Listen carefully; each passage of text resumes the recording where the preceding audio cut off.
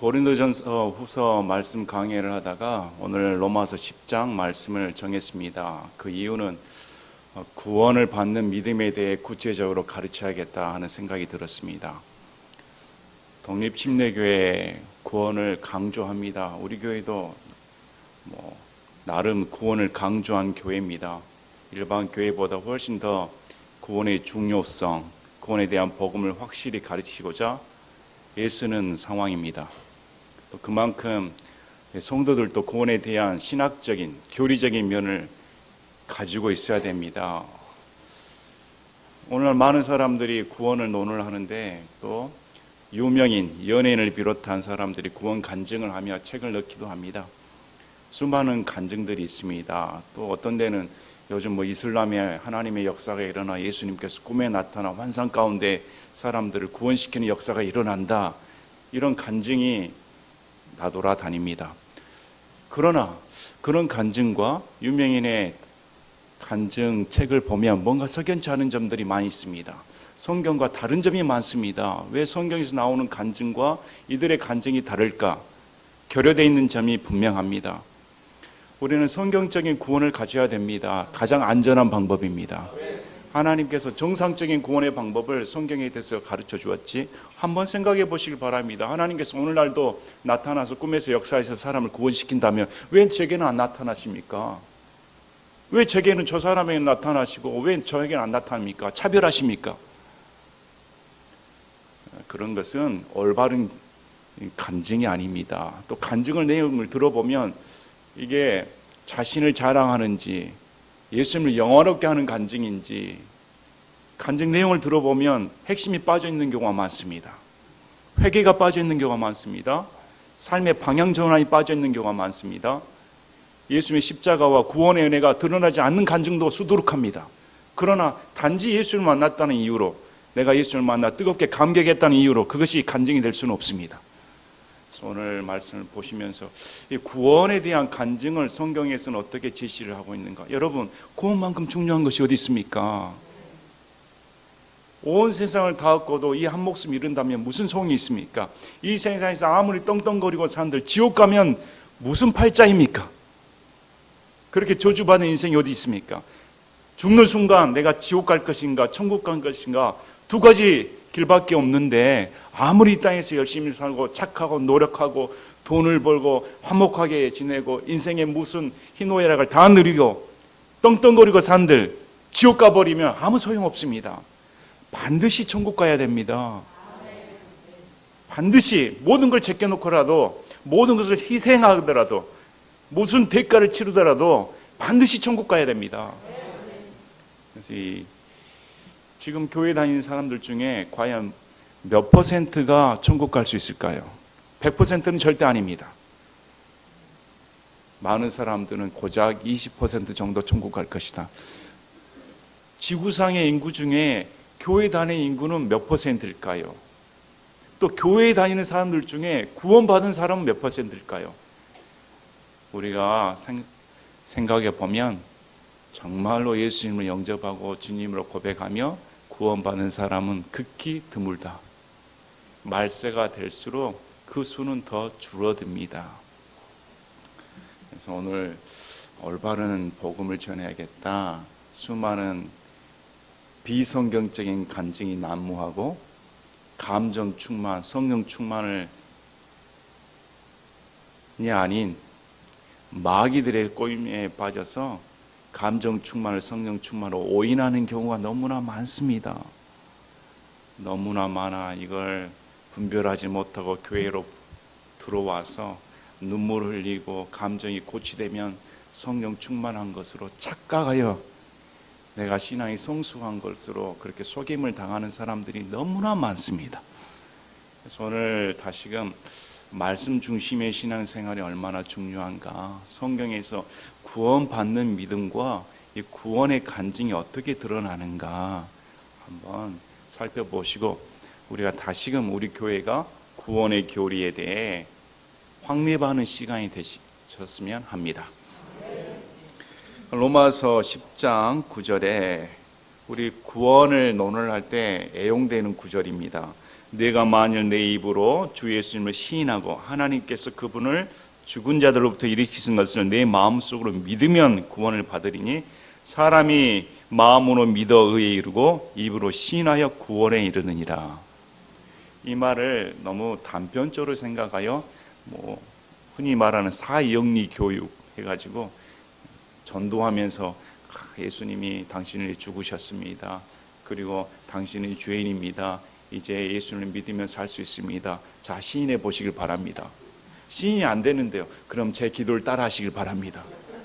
기도를 따라 해놓고 이제 당신은 구원받았습니다. 입으로 시인했으니까. 이런 구원은 없습니다. 어떻게 그것이 구원입니까? 녹음기 트는 것처럼 따라서 하면 구원이라는 것은 가짜입니다. 괜히 그런 걸로 사람을 현혹시켜서 그 사람을 망하게 해서는 안 됩니다. 오늘 문맥을 다시 보면서 이게 왜 이렇게 구원받는 믿음이 어떤 믿음인가 한번 살펴보시기 바랍니다. 첫째, 내 입으로 주 예수님을 시인하고, 그래서 구원에는 세 가지 요소가 들어갑니다. 인간의 지, 정, 의가 들어가야 됩니다. 그 중에 하나라도 결여되어 있으면 안 됩니다. 지는 알아야 됩니다. 알아야 구원을 받을 것이 아닙니까? 정은 마음으로 받아들이는 것입니다. 인식을 했으면 맞습니다. 마음으로 받아들입니다. 마음으로 받아들였으면 그것이 행동으로 나오지 않을 수가 없습니다. 이 세 가지가 결여되어 있어서는 절대 안 됩니다. 흔히 말하는 구원을 강조하는 그런 단체가 왜 이 단어로 지목받습니까? 깨달음으로 하니까. 깨달음으로는 구원을 못 받습니다. 그건 득도이지 마음으로 영접한다든지 행동으로 변화된 것이 결여 있으면 그런 구원은 가짜입니다. 속아서는 안 됩니다. 그래서 오늘 보시면, 자, 만일 내 입으로 주 예수님을 시인하고 이렇게 말을 합니다. 그러면 주 예수님을 시인하려면 예수님에 대해 알아야 할 거 아닙니까? 요한복음 17장 3절에 분명히 말씀하셨습니다. 영생은 이것이니 곧 그들이 유일하신 참 하나님인 아버지와 아버지께서 보내신 자 예수 그리스도를 아는 것이니이다. 영원한 생명을 얻으려면 하나님 아버지가 누구이신지, 그리고 그 하나님 아버지께서 예수 그리스도를 보내셨는데 그 예수님이 누구신지 반드시 알아야 영원한 생명을 얻는다. 첫째, 예수님에 대해 알아야 됩니다. 그래서 주 예수님을 시인한다는 말은 예수님에 대해 알아야 시인할 거 아닙니까? 여러분, 주 예수님이 누구십니까? 주 예수님, 주님이란 말은 내 주인이십니다. 나는 이제까지 내 삶의 주인이 나인 줄 알았습니다. 그러나 주인이 바뀌었습니다. 예수를 믿는 순간 이제 내 삶의 주인은 주님이십니다. 예수님을 시인합니다. 이것이 알아야만이 가능합니다. 두 번째, 하나님께서 그분을 죽은 자로부터 일으키신 것을 내 마음속으로 믿으면, 자, 우리 주 예수님을 하나님 아버지께서 보내셨습니다. 무엇 때문에? 내 죄 때문에. 내 죄를 용서하시기 위해, 그분을 십자가에 못 박히시기 위해, 죽이시기 위해 이 땅에 보내셨습니다. 그리고 내 죄를 2000년 전에 대속하시기 위해 피 흘려 죽으셨습니다. 또 내 의를 위해 부활시켜 주시기 위해 그분이 직접 부활하셨습니다. 이것을 마음으로 믿어야 된다. 시인했으니까, 알았으니까 마음으로 받아들이는 것입니다. 그러면 구원을 받는다. 자, 그래서 사람이 마음으로 믿어 의에 이르고, 이제 예수님을 시인하고 마음으로 믿었습니다. 의에 이르고 입으로 시인하여 구원에 이르느니라. 왜? 입으로 시인할 수밖에 없습니다. 그분 앞에 나와 내가 죽을 수밖에 없는 죄인이었는데, 지옥 갈 수밖에 없는 죄인이었는데, 어떻게 예수님께서 나 같은 자를 위해 죽으시고 부활하셔서 이제 내가 영원한 삶을 맛보았으니 내 입으로 시인할 수밖에 없습니다. 이 과정은 지, 정, 의가 순서대로 드러나는 것입니다.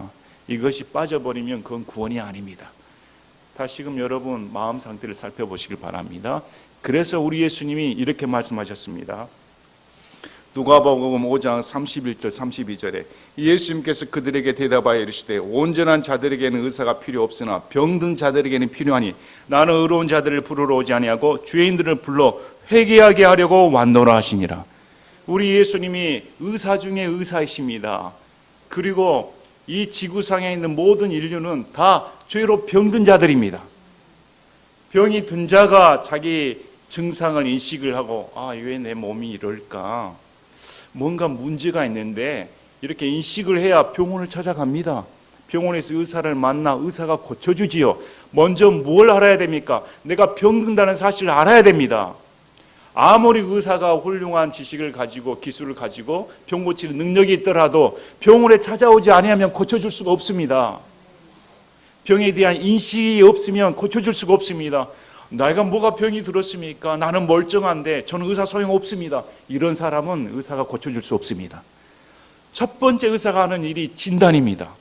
당신은 병 들었습니다. 이런 병이 당신에 걸려 있으니 당신은 의사가 필요합니다. 이것이 알아야 됩니다. 그래서 병을 자각을 하고 병원에 찾아가 진단을 받습니다. 그런데 그 진단이 성경에서는 사망이다 말합니다. 모든 인류가 다 사망이다. 사망 선고를 받았다.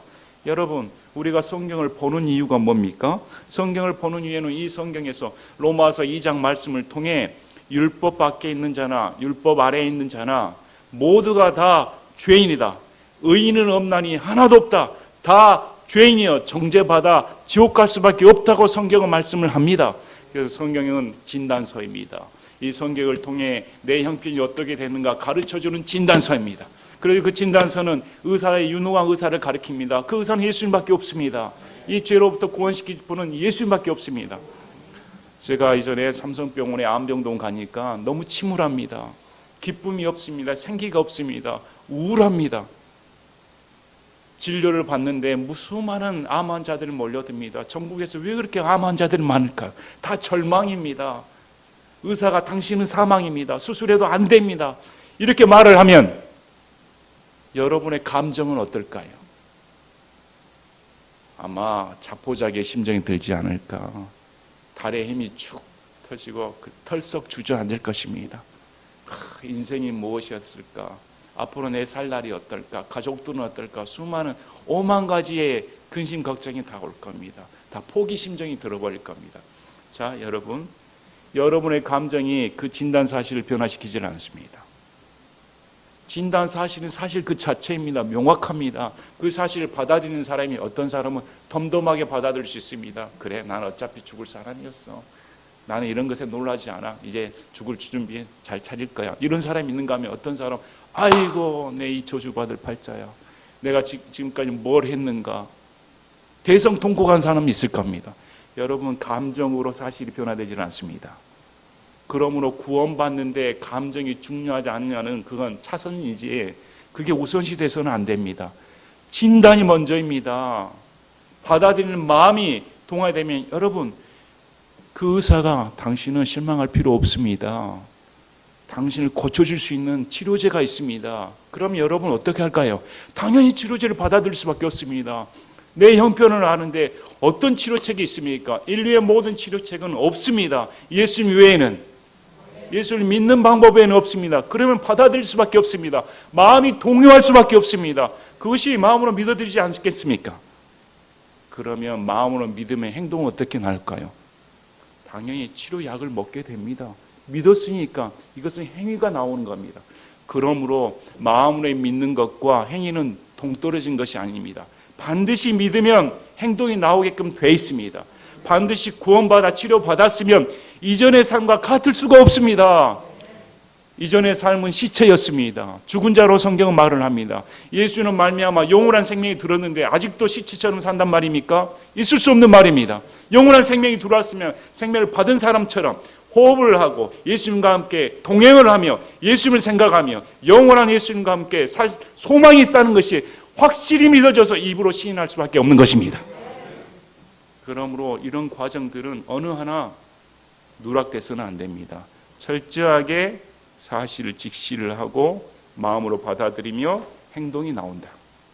이것이 구원에 대한 구체적인 단계입니다. 자, 11절에 성경 기록이 이르기를 누구든지 그분을 믿는 자는 수치를 당하지 아니하리라 하나니 예수를 믿으면 수치를 당하지 않는다고 성경이 말합니다. 이는 유대인과 그리스인 사이에 차별이었기 때문이라. 모든 사람 위에 계신 같은 주께서 자신을 부르는 모든 사람에게 부여하시니 누구든지 주의 이름을 부르는 자는 구원을 받으리라.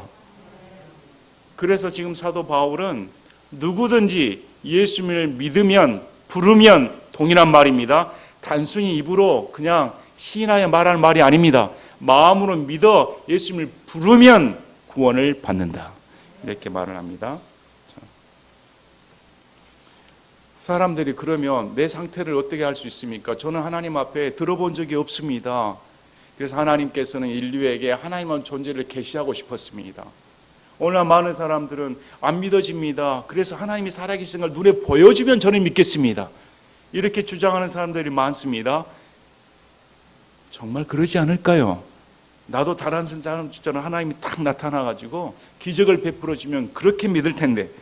그러나 출애굽기 33장 20절에 또 그분께서 이르시되 나를 보고서는 살 자가 아무도 없으므로 내가 내 얼굴을 볼 수 없느니라 하시나. 거룩하신 하나님 앞에 인류 어떤 그 거룩한 주장을 하는 사람이라 할지라도 하나님의 얼굴을 보면 다 즉사합니다. 너무 거룩하신 하나님 앞에 감당할 수가 없으므로 인간은 나설 수가 없습니다. 그래서 하나님께서는 인류를 불쌍히 여기시고 하나님은 존재를 가르쳐 주시기에 두 가지 방법을 쓰셨습니다. 첫 번째 방법이 온 천하 만물의 창조물을 살펴보라. 그러면 창조주가 계신다는 것을 알지 않을 수가 없다. 로마서 1장 18절, 19, 20절 말씀을 보시면 그분의 보이지 아니하는 것들 곧 그분의 영원하신 권능과 신격은 세상의 창조 이후로 분명히 보이며 만들어진 것들을 통해 이해될 수 있으므로 그들이 변명할 수 없느니라.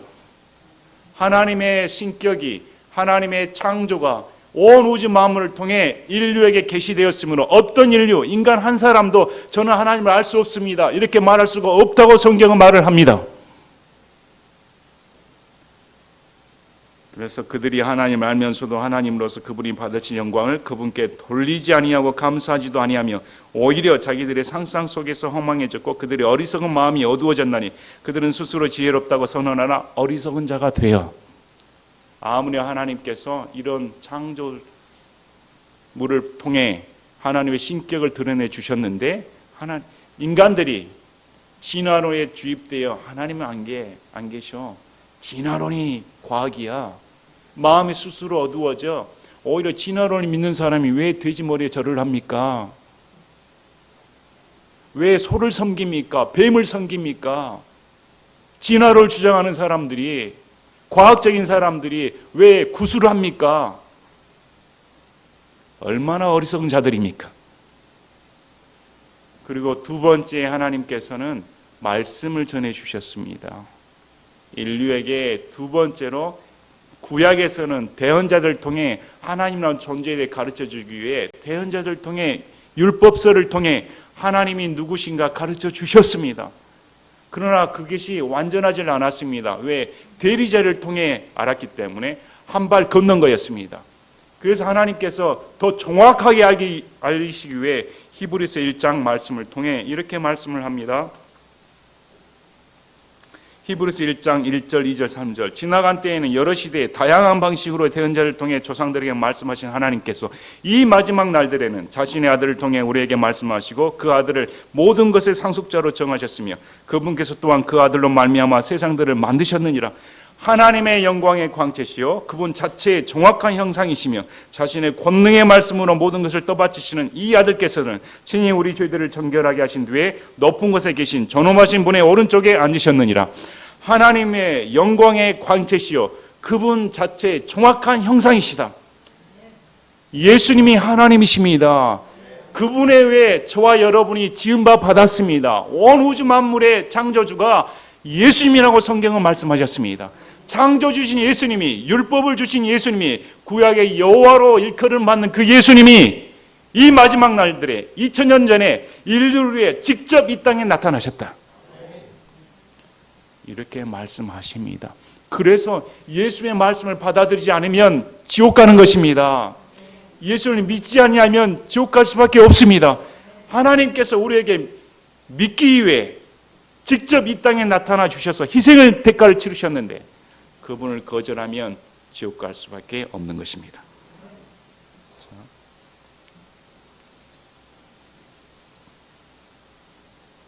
그래서 로마서 3장 9절, 10절, 12절에 그러면 뭐라고 말하겠느냐?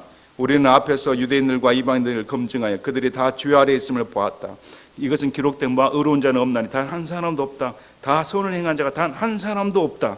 그래서 율법은 모든 입을 막아 온 세상에 하나님 앞에서 유죄가 되기 위해 주셨다. 그런데 율법 밖에나 율법 안에나 율법 밖에는 이방인들은 자기 양심이 고소하여 지옥 갈 수밖에 없습니다. 하나님께서는 양심이라는 율법 밖의 장치를 우리 인간에게 주셨습니다. 그 양심이 너 죄 지었지, 왜 살인을 질러, 왜 간음을 해, 이건 하나님 앞에 죄 아닌가? 하나님을 모르는 사람도 양심의 가책을 느낍니다. 그래서 이 양심이 고소하여 지옥 갈 수밖에 없다는 것을 가르쳐 줍니다. 그러면 율법 밖에 있나 율법 안에 있나 사람들이 다 멸망할 수밖에 없습니다. 그러나 하나님의 의가 나타났습니다. 21절에 그러나 이제는 율법 밖에 있는 하나님의 의, 곧 율법과 대언자들이 증언한 의가 드러났는데 그것은 곧 예수 그리스도의 믿음에 의해 모든 자들에게 미치고 믿는 모든 자들 위에 임하는 하나님의 은이 이는 그의 차별이 없기 때문이라. 그래서 25절에 그분을 하나님께서 그분의 피를 믿는 믿음을 통한 화해 허물로 제시하셨으니 이것은 하나님께서 참으심을 통해 과거의 죄들을 사면하심으로써 자신의 의를 밝히 드러내려 하십니다. 하나님께서는 이런 인류에게 피를 믿는 믿음을 통한 화해 허물로 제시하셨다. 그래서 그 피를 믿으면 누구든지 이방인이나 유대인이나 할 것 없이 차별 없이 다 구원받는다. 놀라운 치유책을 주셨습니다. 그래서 여러분 구원받으려면 우리의 상태를 알아야 됩니다. 왜 사람이 구원을 못 받습니까? 자신의 상태를 모르니까. 왜 하나님의 말씀이 마음속에 들어오지 않습니까? 자신의 절박한 상황을 모르니까 그렇습니다. 여러분이 진짜 시체로 생각합니까? 여러분이 정말 지옥 갈 수밖에 없는 죄인이라고 생각합니까? 지옥 갈 수밖에 없는 죄인이고 시체라고 생각한다면 어떻게 예수님께 매달리지 않을 수가 없단 말입니까? 세상 사람들 보시기 바랍니다. 암에 걸리면 귀가 얇아져가지고 모든 세상 탕진하며 가짜 의사 만나고 가짜 치료책 찾아다니며 그런 속임에 빠지는데 하물며 진짜 예수님에 계시고 진짜 치유책이 있는데 어떻게 매달리지 않을 수가 있단 말입니까? 그러므로 마음이 동요하지 않는 것은 가짜입니다. 절박하지 않는 구원은 가짜입니다. 마음이 절박해야 됩니다. 그렇습니다. 나는 죄인입니다. 하나님밖에 없습니다. 이렇게 매달려야 됩니다. 이것이 정상적인 죄인의 자세입니다. 자, 그러면 그들이 자기들이 믿지 않는 분을 어찌 부르겠느냐? 자기들이 듣지 못한 분을 어찌 믿겠느냐? 선포자가 없이 어찌 듣겠느냐? 보내지지 아니하였다면 그들이 어찌 선포하겠느냐? 이것은 기록된 바 화평의 복음을 선포하며 좋은 일들의 반가운 소식을 가져오는 자들의 발이 어찌 그리 아름다운 것과 같으니라. 자, 믿으려면 반드시 보내심을 받은 자가 있어야 됩니다. 하나님께서 보내주셔야 됩니다. 그리고 그 보냄받은 자가 선포해야 됩니다. 복음을 선포하지 않으면 구원받을 수가 없습니다. 그리고 그 선포된 것을 듣지 아니하면 구원받을 수가 없습니다. 들어야 됩니다.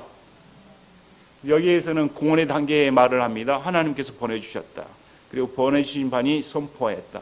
그 선포된 복음을 들었다. 그리고 들은 것을 나는 믿었다. 믿고 행동이 바뀌었다. 이것이 구원의 순서입니다. 자, 하나님께서는 복음의 선포를 주셨습니다. 오늘처럼 기적을 행하지고 사람을 믿게 하겠다. 이건 하나님의 방법이 아닙니다. 방언을 줘서 방언을 하면 성령 체험에서 구원의 증거이다. 아닙니다.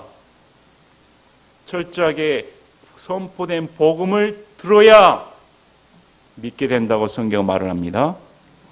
그러나 그들이 다 복음에 순종하지 아니하였나니 이사야가 이르기를 주여 우리가 전한 것을 누가 믿었나이까 하느니라. 그러므로 믿음은 들음에 오며 들음은 하나님의 말씀에 의해 오느니라. 선포된 복음의 말씀을 들을 때 믿음이 그리스도의 믿음이 우리에게 전달된다. 성경은 그렇게 말씀을 합니다. 그러므로 말씀 없이 꿈이나 환상이나 그것은 다 헛것입니다. 그건 성경에서 용인하지 않는 믿음입니다. 성경에서 용인하지 믿음은 복음 선포에 의해 복음을 듣고 믿어 구원받는 것입니다. 그건 예의가 없습니다. 그러면 복음은 무엇이었는가? 우리 고린도전서 말씀을 함께 보셨습니다.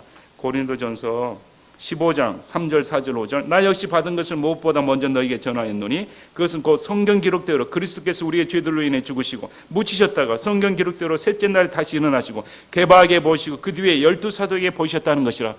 사도 바울이 전한 복음은 동일하였습니다. 사도 바울이 전한 복음은 성경 기록대로 예수님께서 우리의 죄들 때문에 죽으셨다. 성경 기록대로 그분이 살아나셨다. 이것이 복음입니다. 그런데 어떻게 이 복음의 핵심 없이 나는 구원받았습니다. 꿈에 예수님이 나타나셨습니다. 그것이 무슨 구원입니까? 전혀 다른 문제입니다. 복음 선포자가 없이 구원받을 수는 없습니다. 그러므로 이 강단에서 여러분에게 선포할 복음은 예수님의 십자가와 부활의 복음입니다. 반드시 그것을 듣고 믿어야 됩니다. 사람들이 왜 진화론을 믿습니까? 자꾸 교회 모시박 기도를 어렸을 때부터 세뇌 교육 받아버렸으니까. 믿음의 경지에 이른 것입니다. 진화론 주장하는 사람들 보시기 바랍니다. 그것은 믿음이지, 여러분 1억만 년 전, 5억만 년 전 지구가 탄생한 걸 본 사람이 있습니까? 진화된 걸 본 사람이 있습니까? 하나의 가설입니다.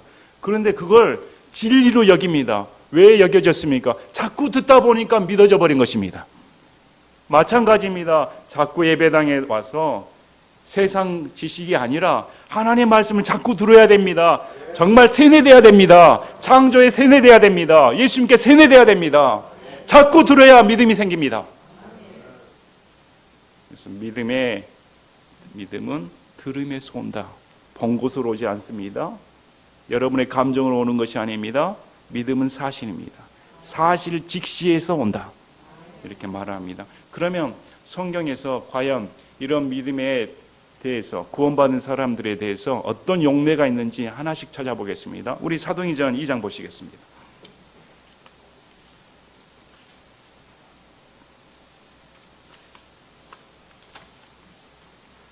사도행전 2장에 오순절날 성령 침례 사건이 벌어졌습니다. 사도행전 2장의 오순절 사건은 단회적인 사건입니다.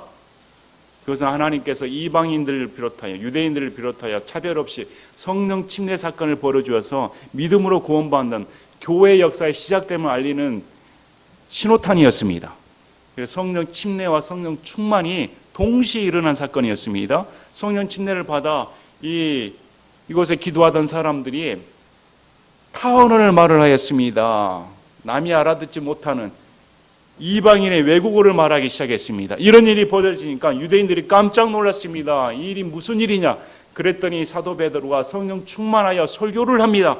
여러분, 사도 베드로의 설교 내용을 들어보시기 바랍니다. 사도 베드로의 설교 내용은 단순합니다. 너희들이 십자가에 못 박았다. 이 예수님이 구약에서 말씀하시는 그리스도이신데 너희들이 십자가에 못 박았다. 그런데 하나님께서 성경 기록대로 이 예수님을 사망 가운데서 일으키셨다. 십자가와 부활의 복음에 대해 말을 합니다. 그리고 너희들이 죽였다. 이렇게 말하니까 이 유대인들이 마음속에 찔림을 받았습니다. 자, 사도행전 2장 36절에 그런즉 이스라엘의 온짐을 확실히 알지니 너희가 십자가에 못 박은 그 동일한 예수님을 하나님께서 주와 그리스도로 삼으셨느니라 하니라. 너희가 십자가에 못 박은 그 예수님을 하나님께서는 하나님과 예수 그리스도 구원자로 삼으셨다. 그러니까 얼마나 마음의 찔림을 받았겠습니까? 우리가 하나님을 죽이다니, 우리가 그리스도를 죽이다니 마음속에 찔림을 받았습니다. 여러분, 예수를 만나며 마음속에 찔림을 받아야 됩니다. 내가 십자가에 못 박은 죄인입니다. 내가 진짜 예수님을 몰랐습니다. 예수님을 침뱉은 내가 그놈입니다. 찔림을 받아야 됩니다. 찔림을 받았을 때 이제 그들이 이 말을 듣고 마음이 찔려 베드로와 나머지 사도들에게 이르되 사람들의 형제들 우리가 어찌할 각언을. 자, 보시기 바랍니다. 베드로를 통해 복음이 선포됐습니다. 이들이 들었습니다. 들고 마음의 찔림을 받아 말을 듣고 믿음이 생겼습니다. 어떻게 해야 됩니까? 이제 이 상황에 이르렀는데 어떻게 해야 됩니까? 말을 했더니 이에 베드로가 그들에게 회개하고 너희 각 사람이 예수 그리스도의 이름으로 침례를 받아 죄들의 사면을 얻으라. 그러면 너희가 성령님을 선물로 받으리니. 회개하고 예수를 믿으면 죄들의 용서를 받는다. 그러면 성령을 선물로 받는다. 자, 이 사람들은 성령 침례 받은 사람들이 아닙니다. 오늘 많은 사람들은 착각하는 경우가 있습니다. 이 삼천원이 방언한 사람들 아닙니다. 타언을 말하는 사람들 아닙니다. 성령이 강권조로 역사에서 구원시킨 사람들이 아닙니다. 어떻게 말합니까? 그 말을 듣고 마음의 찔림을 받아 어떻게 해야 됩니까? 그럼 회개하고 예수님을 믿어 죄들의 용서함을 받으라. 그 후에 성령님을 선물로 받는다. 성령님을 선물로 받는 데는 언제 때입니까? 회개해야 받는 것이지 성령을 선물로 받아 회개하는 것이 아닙니다. 자, 우리 갈라디아서 말씀을 보시겠습니다. 갈라디아서 4장 6절 7절에 너희가 아들들이므로 하나님께서 자신의 아들의 영을 너희 마음속에 보내사 아바 아버지하고 부르짖게 하셨느니라. 그러므로 내가 더 이상 종이 아니요 아들이니 아들이면 그리스도를 통한 하나님의 상속자이니라. 이 말을 앞뒤 순서를 바꿔버린 사람들이 많습니다. 예수님의 영이 성령께서 임하셨으니까 아들이니까 아버지로 부를 수 있지. 아닙니다. 성경에는 분명하게 아들이니까 성령님을 주셨다 이렇게 말합니다. 먼저 구원받아야 성령님을 선물로 받습니다. 여러분, 성령님은 보증의 선물입니다. 성령님은 봉인했다고 말합니까? 여러분, 언제 봉인을 합니까? 언제 보증을 합니까? 내용물이 있어야 보증을 하지요. 내용물이 있어야 도장을 찍을 거 아닙니까? 내용물도 없는데 도장 찍는 사람이 어디 있습니까? 성령님은 봉인입니다. 확인해 주는 도장과 다름없습니다. 너는 내 것이다. 내 것이 됐으니까 도장을 찍는 것입니다. 우선이 뭡니까? 먼저 내가 그 말을 듣고 마음의 찔림을 받아 회개해야 됩니다. 하나님께서 회개시켜 주신 거 아닙니다. 회개했을 때 성령님을 선물로 받아 정말 내가 하나님의 자녀이구나, 아바 아버지 이렇게 부르짖는 역사가 일어난다고 성경은 말씀을 합니다. 그러므로 하나님 탓할 필요 없습니다. 성령님 탓할 필요 없습니다. 순서는 내가 말을 귀를 기울이고 믿어서 찔림을 받아야 되는 것입니다. 저도 예전에는 여러분들 중에 그런 분들 계실 겁니다. 아유, 저 사람 정말 꼬꾸라졌으면 좋겠다. 성령님께서 강권조로 역사에서 한번 꼬꾸림을 당했으면 얼마나 좋을까. 그러나 하나님께서 못하시는 것이 있습니다. 인간의 의지를 꺾질 못하십니다. 자신이 나오지 않으면 어쩔 수가 없습니다. 문 밖에서 두드리신 분은 예수님이지 문을 박차버리신 분은 예수님이 아닙니다. 본인이 들으려고 나와야 됩니다. 본인이 나는 죄인입니다 하고 나와서 들어야 됩니다. 듣고 마음의 찔림을 받아 마음을 열어 내가 죄인입니다. 정말 회개합니다. 내 인생 이제까지 내 마음대로 살았으니까 이제 돌이켜서 주님을 믿겠습니다. 이래야 구원을 받게 됩니다. 이것은 예외가 없습니다. 다시 또 사도행전 8장을 보시겠습니다. 사도행전 8장에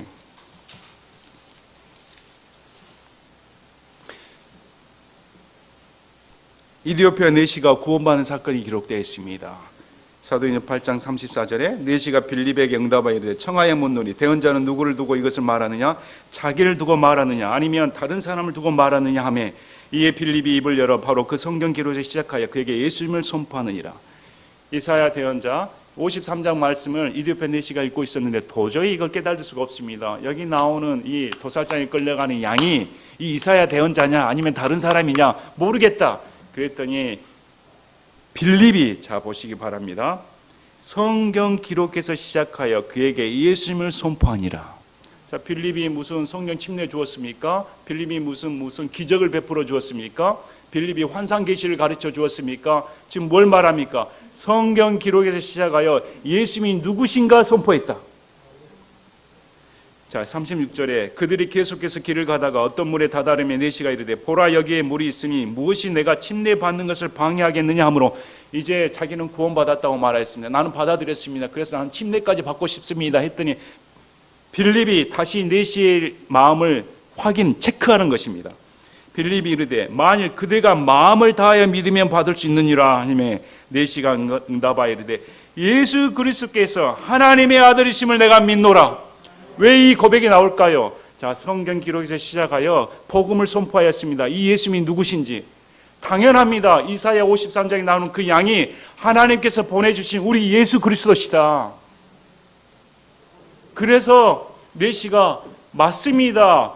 나를 위해 도살장에 끌려간 그 양이 하나님께서 보내주신 하나님의 아들이심을 내가 믿습니다. 이 한 구절에는 모든 것이 포함된 말입니다. 그래서 명령하여 병거를 멈추게 한 뒤 빌립과 네시가 둘 다 물속으로 내려가니 빌립이 네시에게 침례를 주니라. 이것이 구원의 사건입니다. 여러분 여기에 기적이 나타납니까? 오늘날처럼 방방 뜹니까? 아닙니다. 왜 그렇게 확신을 못 갖습니까? 하나님의 말씀을 믿지 못하니까. 제가 자녀들에게 항상 주장하는 말이 있습니다. 말은 인격이다. 말 자체가 그 사람인 것입니다. 제가 자녀에게 우리 자녀가 몇 월 며칠이면 생일입니다. 그래, 생일이 되면 너 이제 대학교 되니까 내가 양복 한 벌 사줄게. 양복이 나타나질 않았습니다. 그러나 내 자녀는 아버지가 양복을 사줄 걸 믿어 의심치 않습니다. 두 가지 전제 조건이 필요합니다. 첫째, 아버지가 거짓말하지 않는다. 없던 걸로 하자. 양복 말고 티 하나 사줄게. 아니다. 우리 아버지는 반드시 약속을 지킨다. 두 번째, 능력이 있어야 됩니다. 아버지가 양복 사줄 만한 능력이 있다. 나는 그것을 의심하지 않는다. 성경에서 그렇게 말합니다. 하나님께서 거짓말하지 못하시는 분이다. 그래서 너희 구원은 확실하다. 또 하나님보다 더 위에 있는 하나님이 없으면 하나님 맹세하면 그걸로 끝이다. 그러므로 말씀을 믿는 것은 그 사람의 인격을 믿는 것입니다. 성경을 믿는 것이 하나님을 믿는 것입니다. 왜? 이 성경이 하나님의 말씀이니까. 왜 성경을 믿지 못하고 다른 데서 증거를 찾으려 할까요? 불신하니까. 하나님의 말씀을 믿지 못하는 것입니다. 이 성경에 너는 죄인이다. 너는 지옥갈 수밖에 없다. 그러면 맞구나. 하나님이 성경에 이렇게 말씀하셨으니까 나는 그럴 수밖에 없구나. 이걸 믿어야 됩니다. 왜 의심합니까? 그래서 의심하면 지옥 갑니다. 하나님을 불신해버린 것이니까. 그래서 성경 기록이 곧 하나님의 말씀이며 그것을 믿는 것이 믿음입니다. 자, 오늘 말씀을 보시면 순차적으로 다 말씀을 선포하고 믿습니다. 또 하나 볼까요? 우리 사도행전 16장으로 넘어가겠습니다. 사도행전 16장, 루디아가 구원받는 사건이 기록되어 있습니다. 사도행전 16장 11절에서 15절.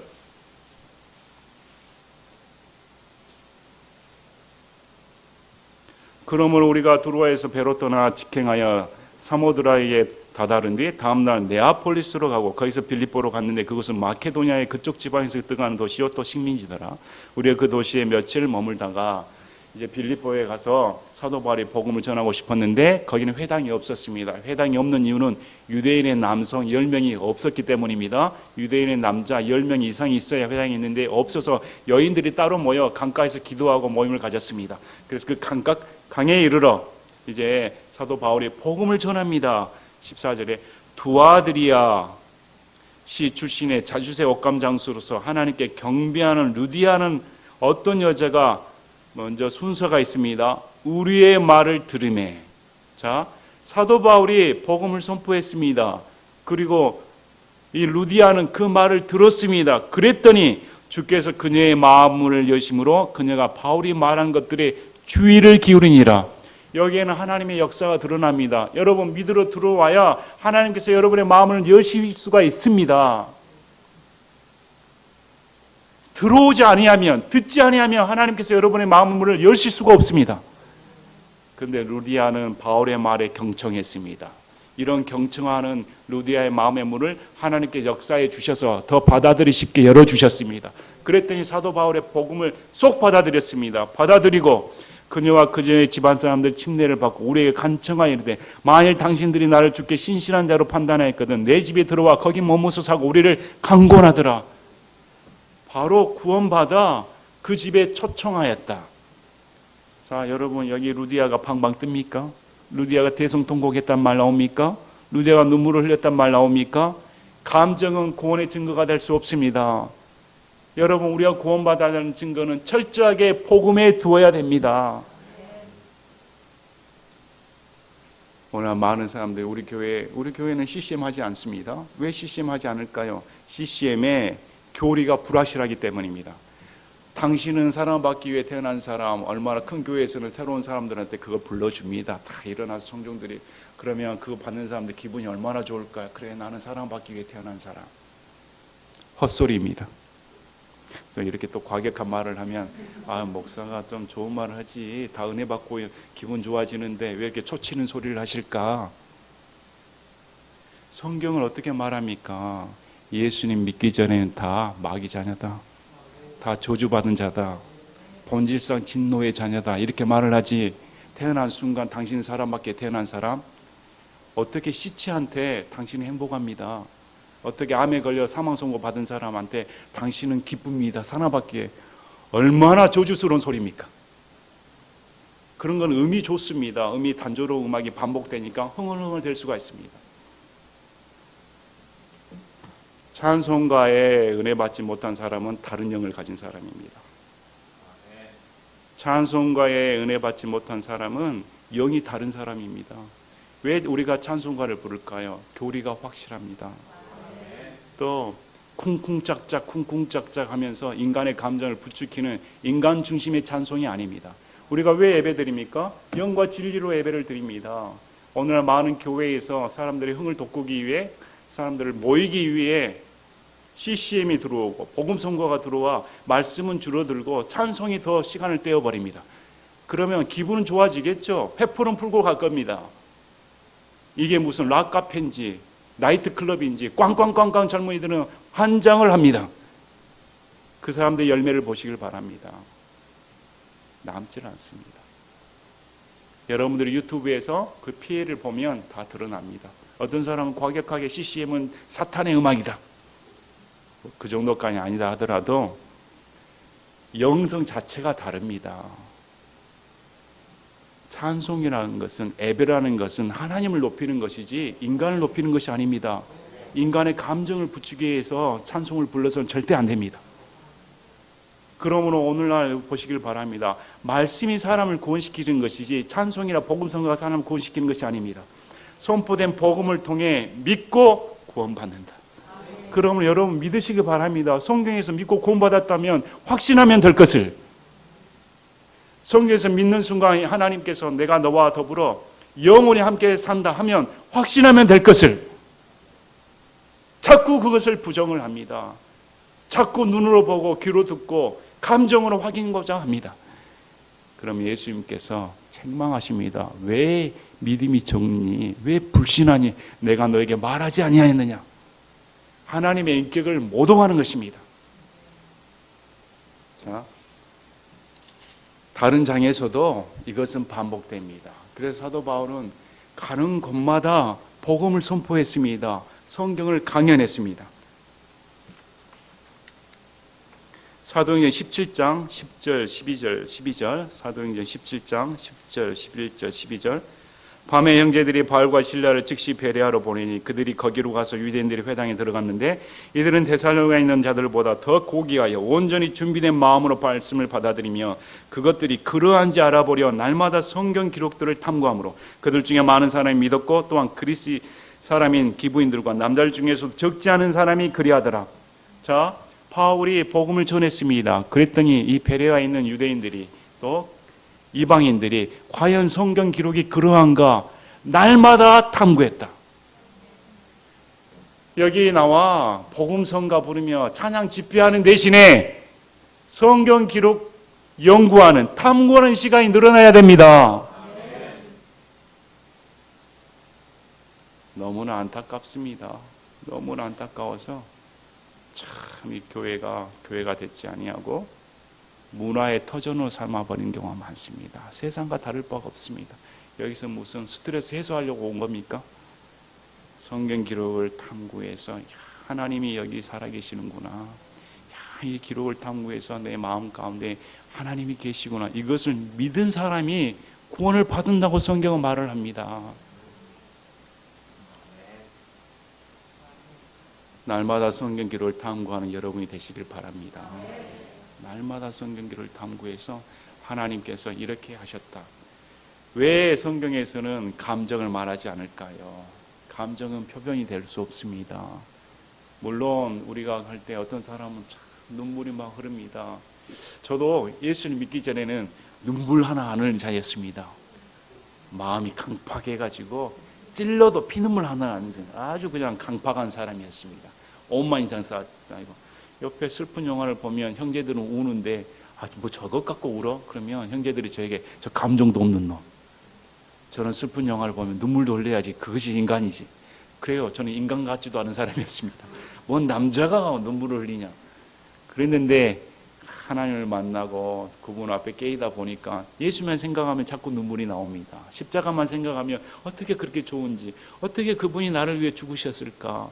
내가 그렇게 멸시하고 천대했으며 내가 그렇게 모멸감을 주었던, 내가 적대했던 그 예수님이 어떻게 내 대신에 죽으실 수가 있을까? 그걸 생각하면 눈물이 안 나올 수가 없습니다. 너무 감사해서 인생이 달라져 버렸습니다. 그렇다고 해서 그것이 내 눈물이 구원의 증거가 될 수 없습니다. 내 구원의 증거는 성경의 말씀입니다. 성경의 복음이 이렇게 말씀하셨습니다. 그래서 저는 성경을 있는 그대로 믿습니다. 창세기부터 요한계시까지 우리 주님이 주신 주님의 말씀입니다. 자꾸 성경을 벗어나 이상한 거 추구하지 마시길 바랍니다. 그러면 이상한 거 추구하면 이상한 사람 돼버립니다. 저는 하도 이상한 사람 많이 봐가지고 말씀에서 벗어나면 다 이상하게 됩니다. 성경 기록을 있는 그대로 믿는 여러분이 되시길 바랍니다. 자, 오늘 말씀 보셨습니다. 구원을 받는 것은 믿음입니다. 이 구원을 받은 믿음은 선포된 복음을 그대로 듣고 그 들음에 의해 믿음이 와서 인정하고 삶의 방향이 바뀌어 회개했을 때 구원을 받는다. 이렇게 성경은 말씀합니다. 그러므로 다시금 우리가 들은 복음이 무엇이었는가? 여러분에게 질문을 했을 때 여러분 구원 받으셨습니까? 여러분이 들은 복음이 무엇이었습니까? 하고 여러분이 질문을 받는다면 당당하게 대답해야 됩니다. 어떻게 대답하실 겁니까? 그분이 나를 위해 죽으셨습니다. 나 같은 죄인을 위해 십자가에 죽으신 것이 성경에 기록된 대로 말씀하셨으므로 저는 맞습니다. 그리고 그분이 성경 기록대로 나를 위해 죽으시고 부활하셨으므로 저는 구원받아 영원히 주님과 함께 산 것을 믿어 의심치 않습니다. 이것은 흔들리지 않습니다. 차라리 해가 없어지고 달이 없어지는 것이 낫지 내 구원은 절대 흔들리지 않습니다. 이렇게 믿는 또 고백하는 여러분이 되시기를 바랍니다. 제가 기도하고 마치겠습니다.